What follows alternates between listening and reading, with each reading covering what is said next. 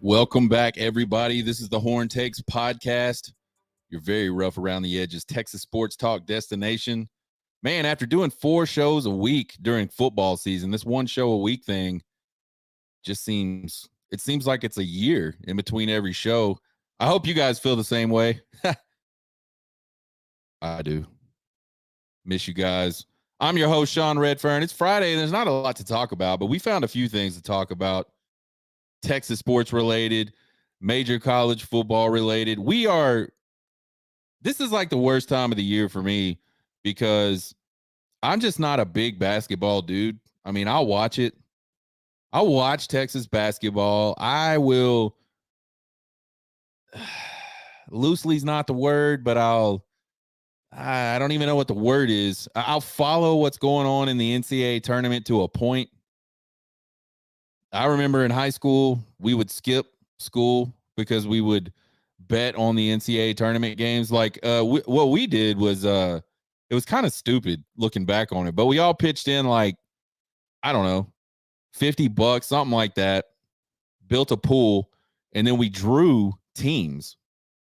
And the I don't remember what pool of teams. Surely we didn't draw from like the whole 64 field tournament. Anyway, my senior year, I ended up getting UMass when Marcus Camby was there. That's how freaking old I am. But we would go home and like we would skip school, and that's all we did for those few days, like the opening few days of the tournament. We just watched basketball. And the only reason that was exciting for me is because I wasn't in school, and I think there's like the money component to it. I think if you're gambling on sports, if you're a gambler, you know what I'm talking about. It just makes it a little more exciting, I guess. Makes you care a little more than you would normally care. So, yeah, this time of year is tough for me, man. Football's over. I'm not a big NFL guy either. I'm mainly a college football guy. I'll be totally honest with you guys. College football is like the pinnacle for me. I really, really enjoy college baseball. So I'm excited that we're a few weeks out from college. But matter of fact, I believe we're like a couple weekends away, 1 weekend away, something like we're a couple weekends away from college baseball. Opening pitch, opening weekend. So I'm excited about that. But right now it sucks. So anyway, I guess that's my monologue for the opener of this here podcast. It's Friday. I love me some Fridays. Y'all know that. We got a little bit of Hardwood Horns to talk about. Tiny bit of Texas baseball. Check out the last show. We did a preview of Texas baseball. How that team's going to look coming up this season in 2024. Their last season in the Big 12 before they head off to the SEC. And again, everybody loves and talks about the SEC football dominance, which is a thing. But, man, the baseball in the SEC is just – I think the baseball in the SEC is more dominant than the football in the SEC. So, I'm really excited about the college baseball that's going to go on in the SEC. We'll have a little bit of Texas football updates. There's not a whole lot going on. And then we'll talk about the NCAA and are they dead? Is the NCAA dead? Is it on its way out? Check us out on Twitter, TikTok, and YouTube at Horn Takes. You can listen to the podcast at horntakespodcast.buzzsprout.com or damn near any place that you can listen to a podcast. We're on Apple. We're on Spotify. We are on iHeart. And if you don't know how to find any of those things, horntakespodcast.buzzsprout.com. You can subscribe right there from that webpage. Let's talk about these Hardwood Horns, man. This is such a frustrating team to watch. It is crazy. 3-5 in conference. Their overall record is really good. they start conference playoff just terribly, losing one of their first four, or excuse me, winning one of their first four. And then all of a sudden, damn, everybody's pissed off. Everybody wants Rodney Terry out, this, that, and the other. And then they turn around and beat Baylor and Oklahoma in back-to-back games, both ranked teams. I think Baylor was the 9th ranked team, Oklahoma 11 or 12th at the time. And they didn't just beat Oklahoma. They went into Norman, and I think they beat them by like 15 or 16 points. Just absolute ass kicking, and it was never really close. I think Texas jumped out to kind of a little lead, and then Oklahoma, sometime there late in the first half, kind of got even, got a lot closer anyway. And then ultimately Texas just pounded them.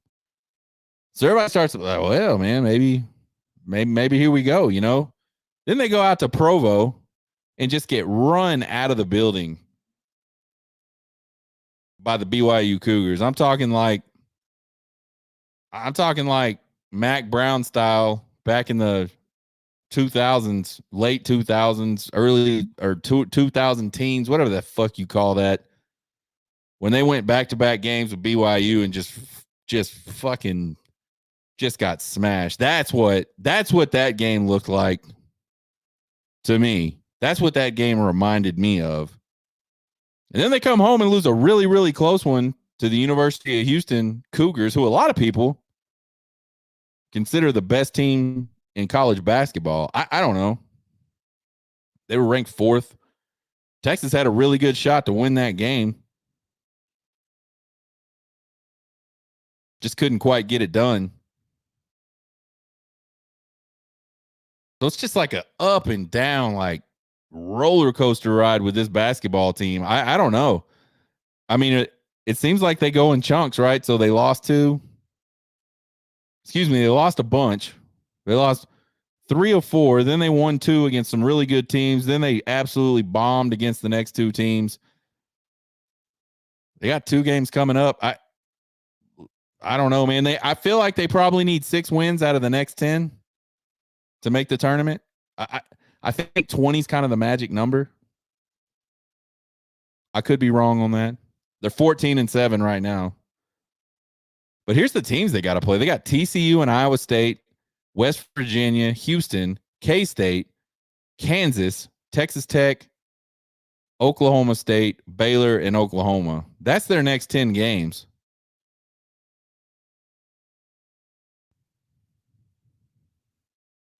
Or 11 games.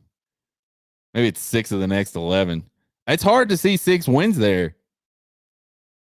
Honestly.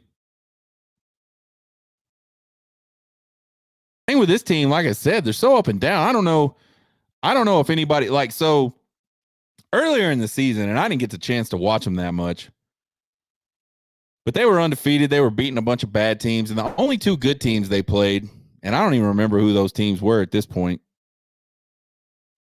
2 really good teams they played. They got blown smooth out in one of those games, Marquette. And then they got kind of blown out on the other one as well. But I kept thinking to myself, they've got some injuries. Dylan Dessou isn't playing. It's a whole new group of guys, man. Just almost a completely different looking team than they were last season, personnel-wise. So I'm thinking, man, they'll come around. Like, they just got to gel a little bit. They got to get Dessou back, get back in the rhythm together, figure some shit out, right? Like, that happens a lot in team sports. Like, you can't just go grab 5 really good players and throw them out on a basketball court and expect them to be great right off the bat in any league, maybe high school. So I was thinking, man, they'll be all right. And then they have a game against LSU, who LSU I don't think is a great team. They're a really high-scoring team. At least they were at the time. And Texas outscored them. And that just kind of solidified, my thoughts that, yeah, they're going to come around. And then conference play happened. And, man, I just don't know. I don't know if they're going to come around. But then they have these games where they play really well. They're just so inconsistent. The defense is fucking awful. I think they're averaging, I mean, they're giving up like mid 70s points a game in Big 12 play. That's not very good, man. So I don't know. I don't know what's going to, the more entertaining thing for me with this basketball team is watching everybody on Twitter. I think that's going to be, for me, the only joy I get out of this basketball season is watching Texas fans piss and moan back and forth at each other about this Texas basketball team. After it was 1-3, like I said earlier, you had droves and droves of Texas fans like really upset, really vocal about Rodney Terry not being the guy. Vocal that, Del Conte made some people said bad hire. I personally do not think it was a bad hire. I think the hire was made in haste. I don't think they did any kind of coaching search. They just said, I mean, he went to the Elite Eight. He deserves a contract. Let's make him the head coach. And again, I don't think that's necessarily bad. I just think you got to do a coaching search. And then you had the guys that were like, we never should have fired Chris Beard. And that's a whole different conversation. I'm torn on that one myself. So anyway, Big 12 play starts off just terribly. And there's a few guys out there like smacking their gums about, oh, y'all got to give him a chance. He's only been the coach for 5 seconds. Yada, yada, yada. Which, again, I don't necessarily disagree with. And then they go 2-0 against Baylor and Oklahoma, and it's where are all the people that wanted Rodney Terry to be fired? Where y'all at? I need y'all to stand on the carpet. I need roll call on all these people that were upset about Rodney Terry being the head coach at Texas. Where y'all at? And by the way, a lot of the Rodney Terry sort of angst amongst the Texas faithful was about this whole horns down shit. I guess it was Cincinnati, where he kind of lost his fucking mind on the court about horns down, and then there was the after game interview and all that shit, post game interview. It's just a bad look, and Texas fans, he really didn't endear himself to most of the fan base, I don't think, with that. So that is all happening while it's 1-3. Then they go 2-0, and everybody, oh, where y'all at? Where are all the Rodney Terry haters? Then they drop 0-2 and just look completely uncompetitive against BYU. I mean, BYU must have had like 60 points in the paint. I've never actually gone back and looked. All I know is they ran right by Texas whenever they wanted to. They threw it underneath the basket. The guy turned around and put it in the basket anytime they wanted to. It was the most ridiculous fucking thing I have ever seen. I mean, I think BYU is a good team. I'm not trying to take anything away from them. But there was zero defense played by Texas in that BYU game. I think they gave up 86 points in that game. And again, I guarantee you, at least 50 of them, at least, excuse me, at least 50 of those points were in the paint. And then they come home and they let one get away from them. I thought they really played well against Houston. I don't know. People say Houston might be the best team. I don't know. I think they're a good team.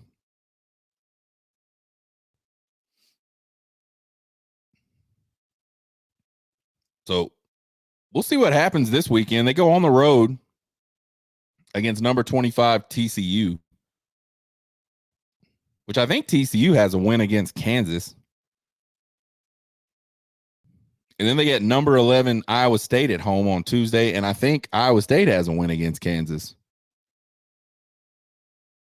I think. I could be wrong. I think if you're Texas, you got to steal one of those two. I mean, because like we said, I could be off, but I think it's like 20 wins. I think that's kind of like the magic sort of bubble cutoff thing. And I don't even know if that always gets you in. If they get to 20 wins, they're going to get in, I think, because they're going to have to have beaten some really good ranked basketball teams to do that.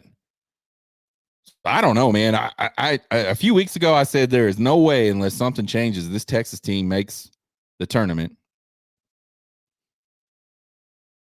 And then they had this little run against Baylor and OU, and I thought, well, maybe something's changing, right?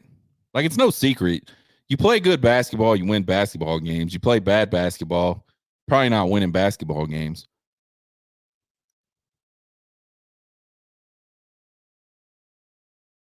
So I'm not sure I was wrong in the first place when I said what I said.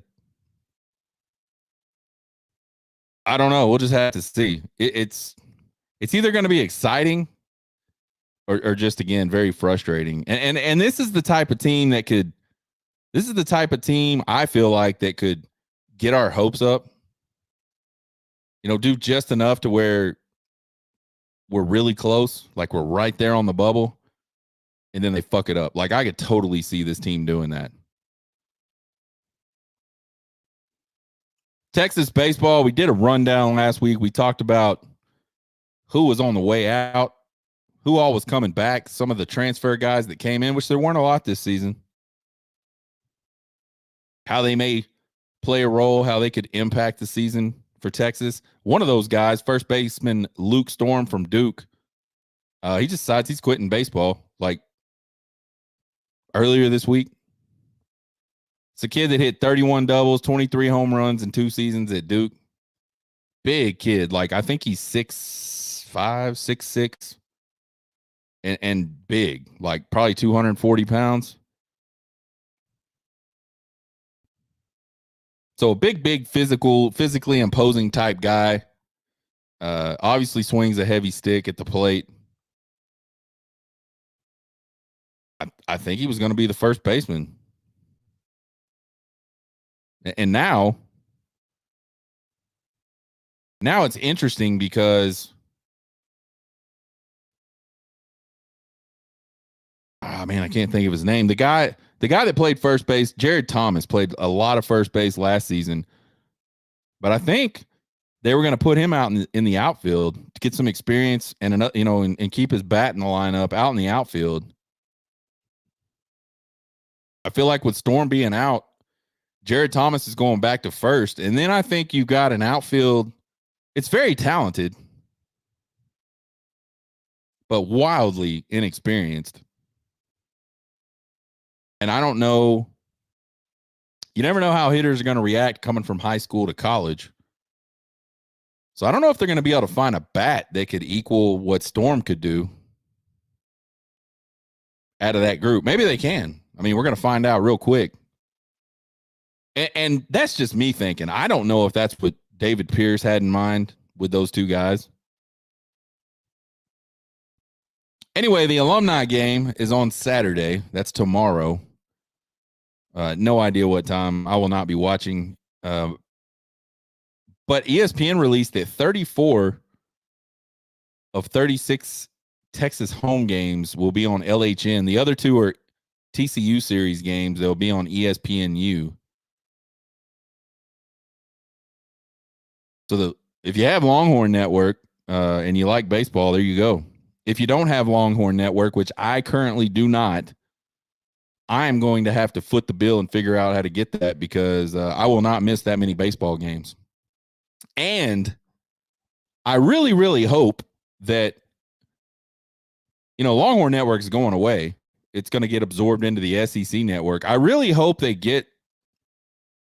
really hope I get to see Texas play baseball games. I know that I think they do a pretty good job on SEC network of showing most of the games, to be perfectly honest. So there you go with Texas baseball. We're starting baseball this weekend. Our son is a senior.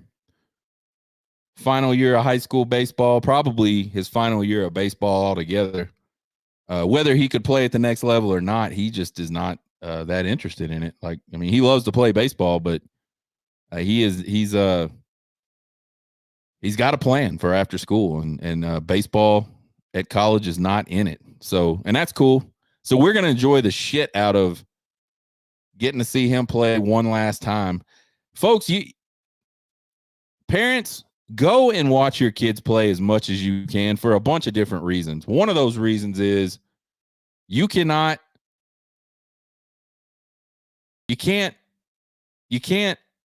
overestimate the impact of you being there to see your kids play. They love that shit.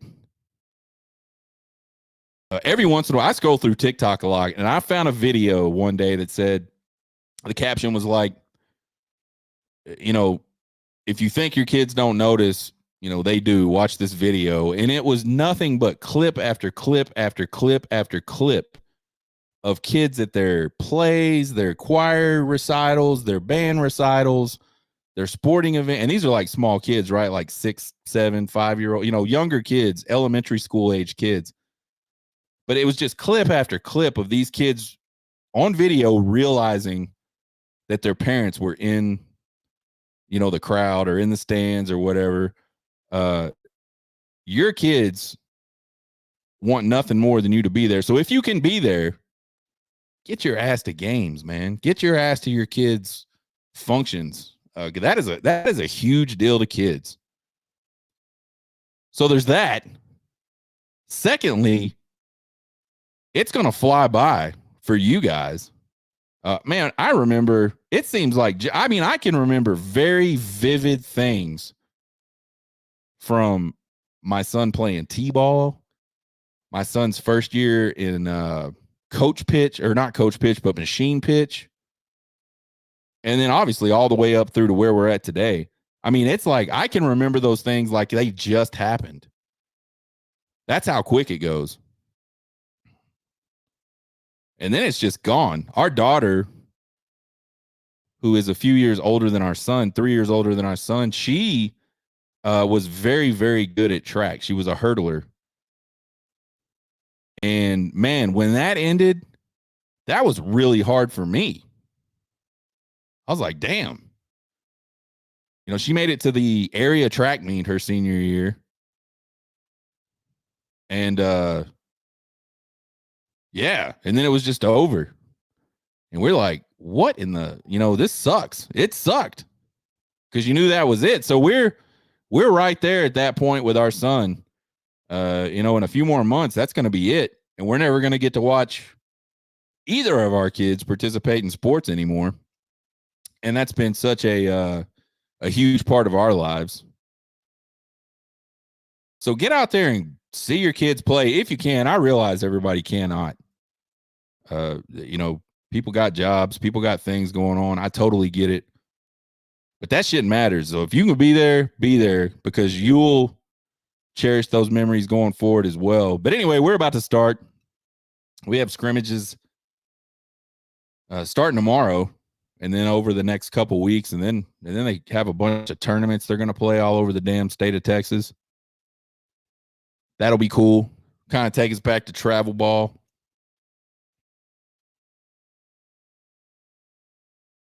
So there's your Texas baseball update and a little bit of parental advice for you guys. Go watch your kids. Texas football updates, not a lot. Winter workouts are in full swing. Check out Horns 247 if you want to see what's going on in winter workouts. Not a lot. Chip Brown did some reporting.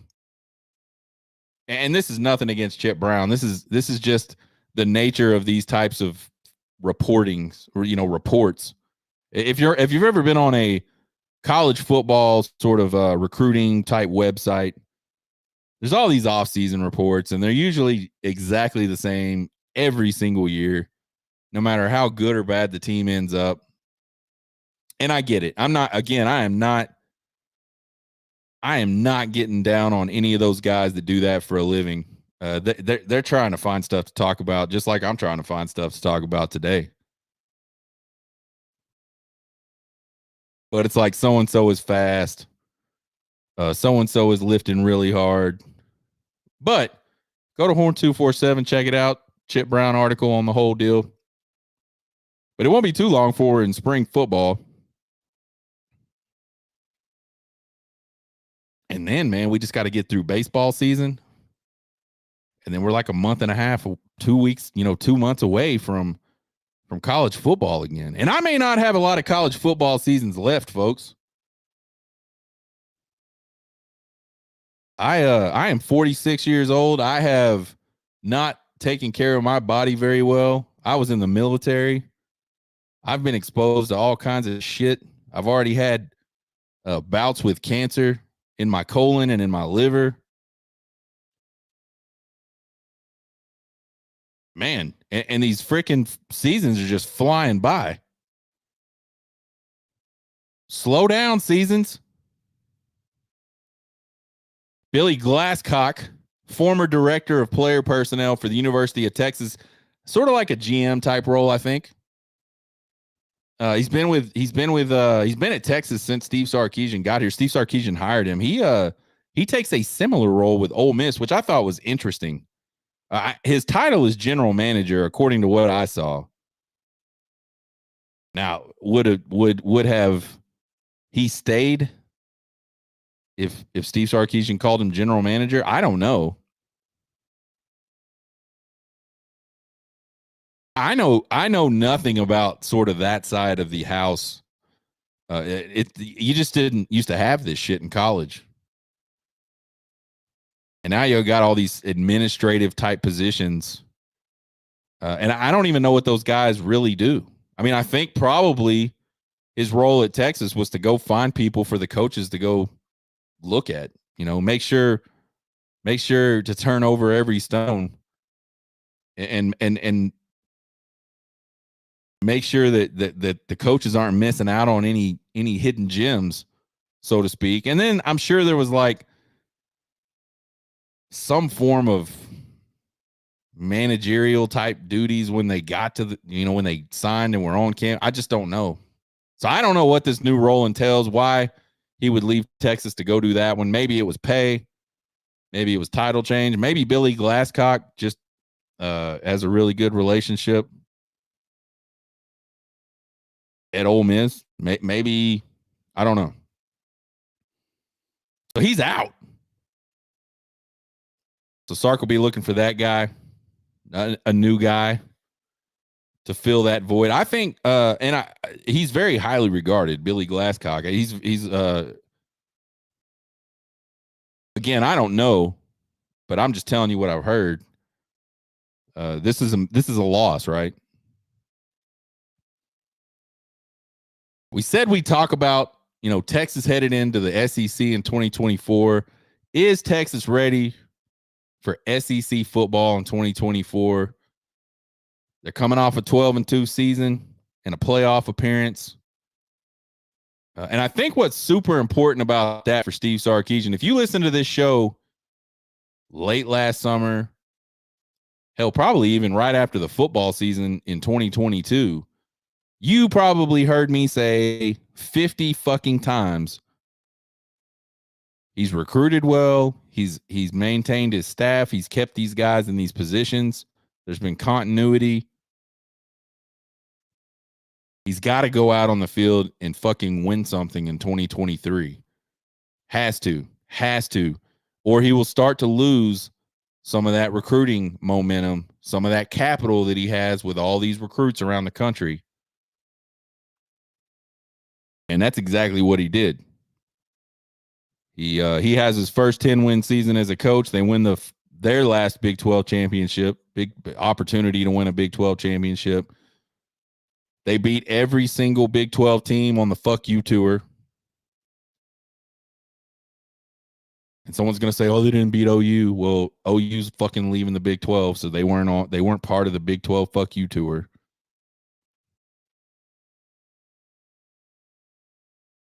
They go and have their first playoff appearance, and it didn't turn out the way we all wanted, but it was competitive. There was a chance to win that game late. I think there's a lot of missed opportunity in that game. I mean, I think Washington was a good team. I think Texas was a really good team too. I mean, I don't know. I'm just going to leave it at that. Just going to leave it at that. But the point is, he kept that momentum. So he's been able to recruit really, really well in this 2024 class. He's been able to go out and get some really good key guys out of the transfer portal that can help this team next season.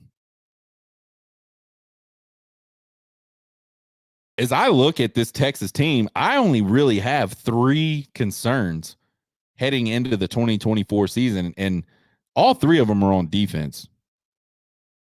I think the interior D-line is a concern, and I don't mean that because I don't think a lot of those guys aren't capable that are still here. But Texas has lost 2 seasons in a row, both their interior starters to the NFL draft, or they will after this NFL draft.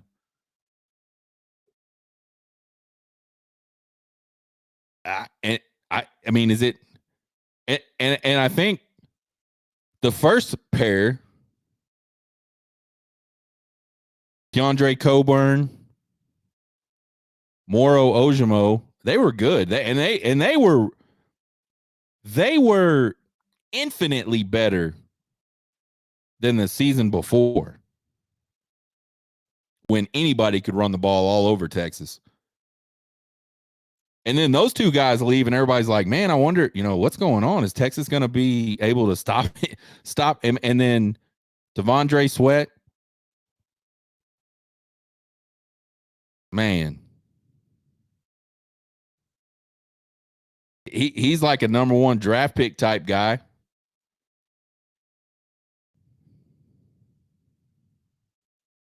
And now you got Byron Murphy, who in a lot of, who by the has been really good all season as well. I mean, outstanding. Those guys were the 2 highest rated defensive tackles in the country, according to whatever PFF or whatever that shit is that rates the players. But now Byron Murphy is a guy that's in a lot of mock drafts projected above Devondre Sweat. And I get it. A lot of people go, how's that possible? Devondre Sweat was the whatever the hell, he was first team consensus All-American, which he absolutely was, and he earned every single bit of that. The thing about Byron Murphy is he is a fucking big dude, which, by the way, and I know I say this a lot, I say which, by the way, a lot. I get sidetracked in my mind, but Devondre Sweat makes Byron Murphy look like a fucking midget. And Byron Murphy is like 6'1.5", 6'2", 315 pounds. But the thing about him is he is solid. I mean, he does not look like a defensive lineman. So he's very versatile. Whereas Devondre Sweat to me is nose guard all the way. I'm not saying he couldn't play out at a 2 or 3 or something like that, but his body, his skill set, what he's good at, jamming up the middle and pushing people back into the quarterback, that is nose tackle written all over it. I mean, it just depends on where he goes, but that's what he's going to do in the NFL. I think a guy like Byron Murphy, I think, you could line him up at the nose if you wanted. He could definitely play those 2 and 3 techniques, and I think you could kick him out to some edge positions, and he could still have very good production there. Not all the time. I just think he's a more versatile guy. Then we lose Bo Davis, the defensive line coach, heads over to LSU.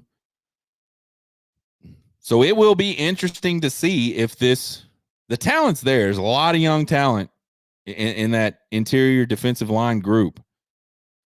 How quickly does the new coach come in? How good is he at developing talent? And then the other thing is, like, if you're one of those younger guys, you've watched guys that just have played at Texas, like 2 guys before them, the 2 guys this year. It'd be easy to go, yeah, if I started defensive tackle at the University of Texas, I'm going to be a high draft pick. I'm going to get drafted in the NFL draft. Are those guys going to put in the work to be high draft picks? So that's concern number one. Concern number two is the secondary. I think that was probably the weakness of this team all season long. And I mean, it was kind of a mixed bag, right? We saw him have really good games, and then we saw him have just some really terrible games, and we saw him miss some coverages, and we saw some guys that it looked like just weren't physically able to do what they needed to do to help that secondary be very, very good. Again, lots of young talent they've brought in. You lose a guy like Ryan Watts. Ryan Watts was not a big numbers guy, but I think he was a very important piece of that defensive backfield. You saw it while he was out hurt this year. They just weren't as good, and that's nothing against guys like Manny Muhammad, true freshman that had some very, very outstanding moments, very big plays this year. Nothing against those types of guys. Nothing against the guys that are there. But Ryan Watts made some sort of difference on this defense that he's gone. A lot of the guys that contributed this year out, especially on the back end. You get Jahdae Barron back. You get Brooks back. You get Makuba or however you spell his name, Ukaba, whatever the transfer from Clemson.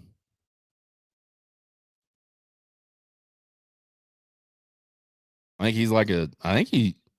he was an all ACC type guy. You get a late flip from Xavier Filsame, 5-star out of McKinney, safety.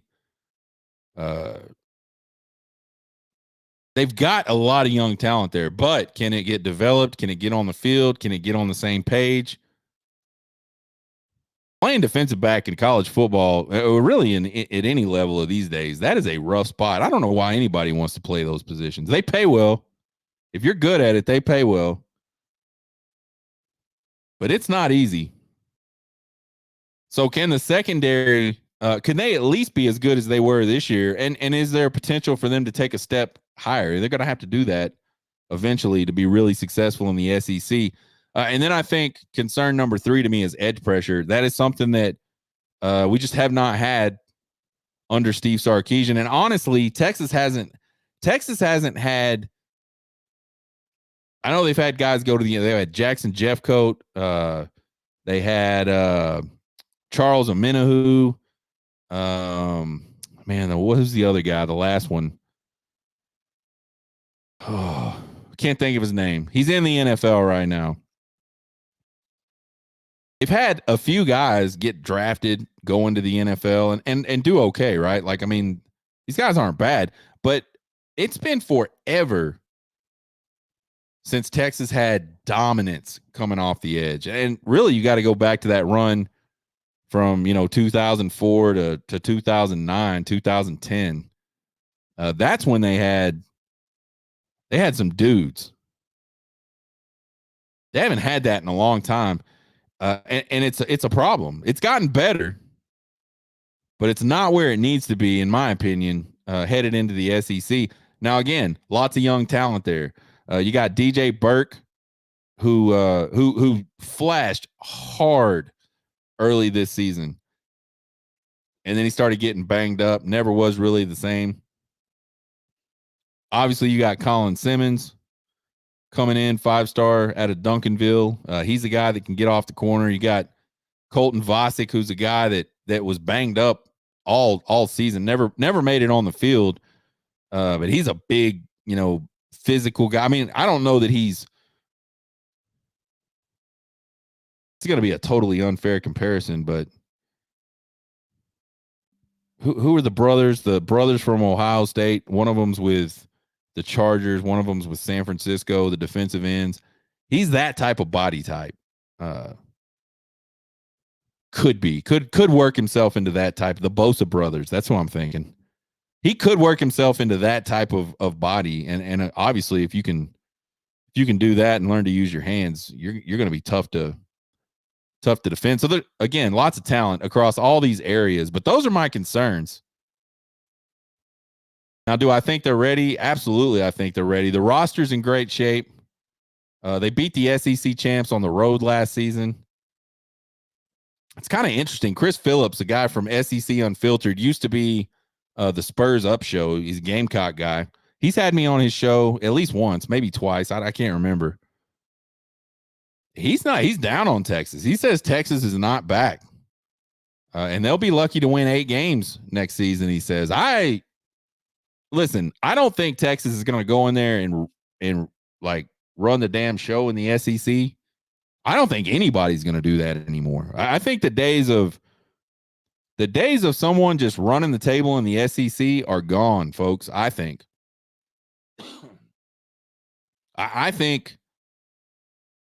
there's going to be a lot of 1-loss teams in the SEC going forward. Maybe 2-loss teams. There's just too much talent in that conference now. Just too many good teams.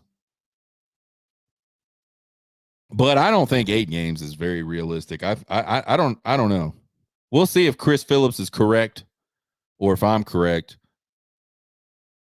But I think Texas is ready for the SEC. I think Steve Sarkisian understands what it takes to win. They've recruited incredibly well along the offensive and defensive lines. And as we all know, that is where you win football games. That is why the SEC has dominated college football for so long, is because they're so good in the trenches. Is the NCAA dead? There's been a whole lot of talk about this lately, especially this season. This season seems like, so every offseason's kind of been crazy and wild with NIL and the transfer portal. This offseason has just been off the fucking chain with transfer portal, NIL shit. You've got guys that are you got like star players at school A, and these ain't like small schools. They're not the biggest and best Division I schools, but we're not talking about small schools. You got guys that are showing out at those places. There's no chance anybody's coming in there and taking their position, and they're like bolting into the transfer portal to go get more money. There's all sorts of it's the fucking Wild West is what it is. It's like the NCAA said, oh, pay for play is going to be a thing. You can do it now. We're washing our hands of it. We're stepping back. You guys enjoy. That's what it was like. I mean, they like threw a firecracker in a fucking anthill on that deal. The NCAA has been functionally dead now for a couple decades. We all know that. It's been sitting back, not doing a damn thing, except every once in a while they'll investigate somebody and then they'll fuck some kid over for like getting a suit or something or signing an autograph.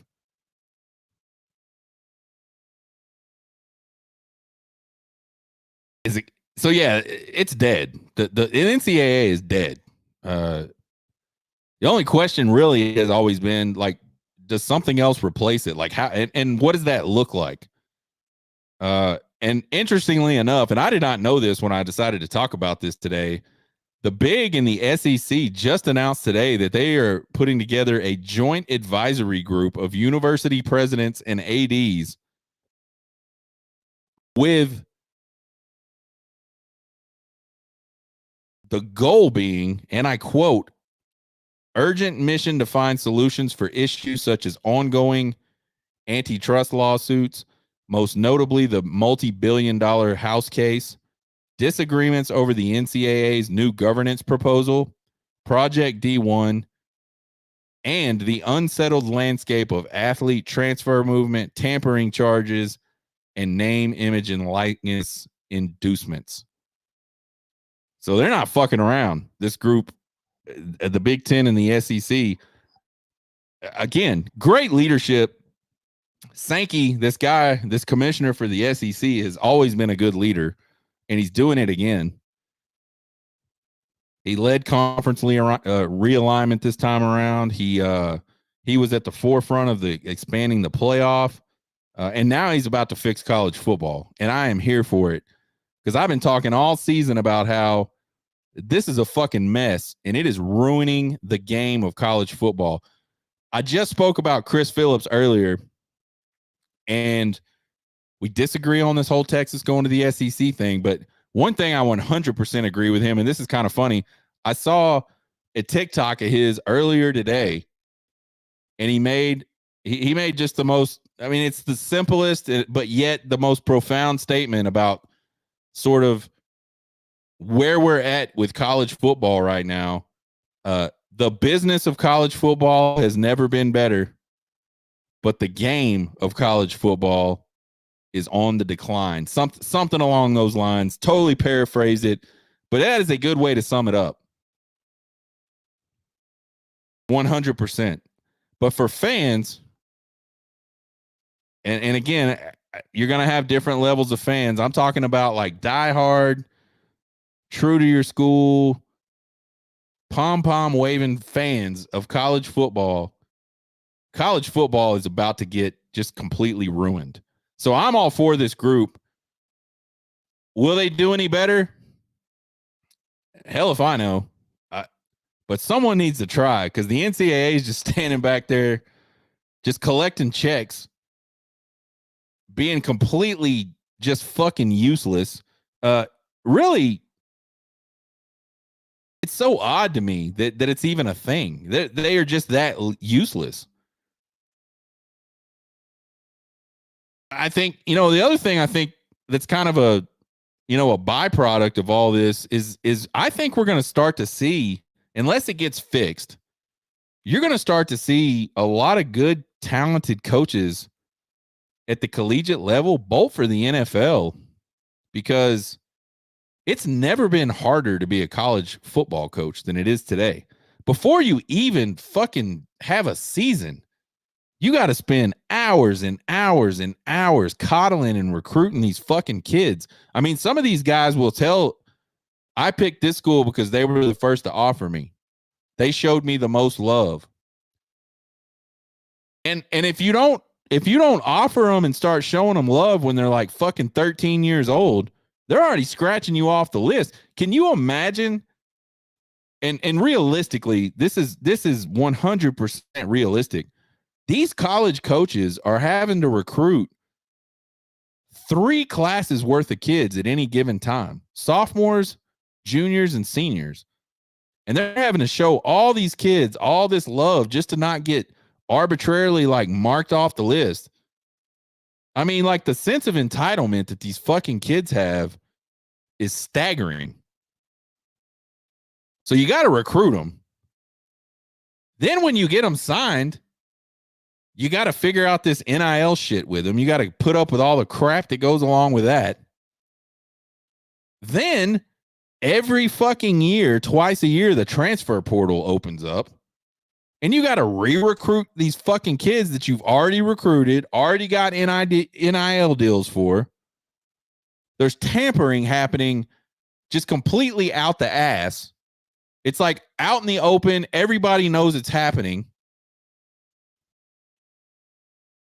It's like fucking, and then we just talked about it, this free agency side of it now where, man, I'm the big dog running back. I've been here 3 years. Pay me a little bit more. Oh, you don't want to pay me? Okay, well, I'll go into the transfer portal.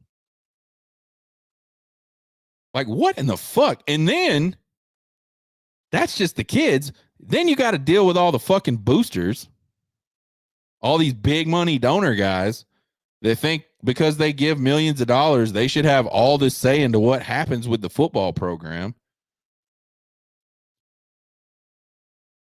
And then the actual coaching part starts.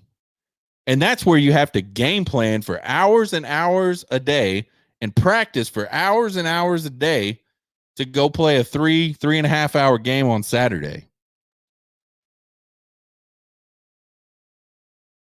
I honestly, like, when I was younger, I thought being a Division I college football coach would be one of the coolest things ever.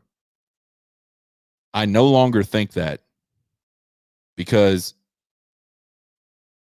and everybody bitches about the salaries these guys make.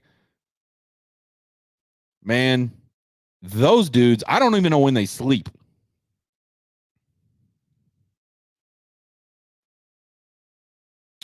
interestingly enough, this is something that Nick Saban, this whole, big and SEC thing, and he's been open about in interviews about this whole NIL and transfer portal and the way it works today.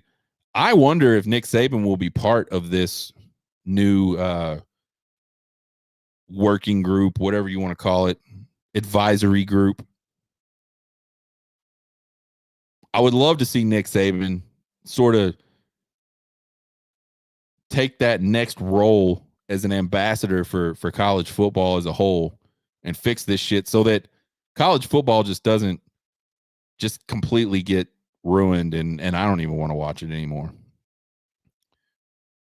But yeah, the NCAA is dead, and it's because they failed to adapt. It's a lot like the old Big 12. The Big 12 just kind of sat back, didn't want to do shit.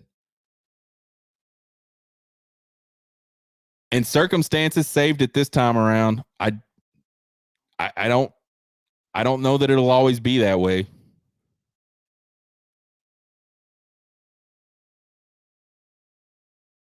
The NCAA went from one extreme to the other.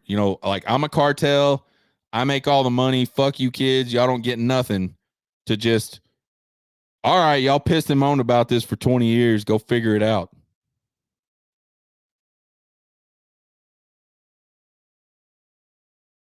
So yeah, the NCAA is dead.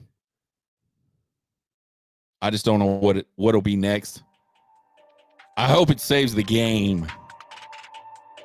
I understand there's business to this, but let's also save the fucking game so there can be a business side to all this. Next week, we will talk about something, probably some more basketball shit. We'll be coming up on baseball, so we might talk about that. Who knows what else happens in the world of college sports, college football in particular. Check out the podcast anywhere you listen to podcasts. You can find us on Twitter, TikTok, and YouTube at Horn Takes. Follow and subscribe. Will not cost you guys a thing. I would sure appreciate the support. You can email me at horntakespodcast@gmail.com. Please fucking email me some questions or some shit y'all want me to talk about. I'll do it. Anyhow, horntakespodcast@gmail.com with all your questions, comments, concerns, and criticisms. I love them all. You guys have a good weekend. Get hooked.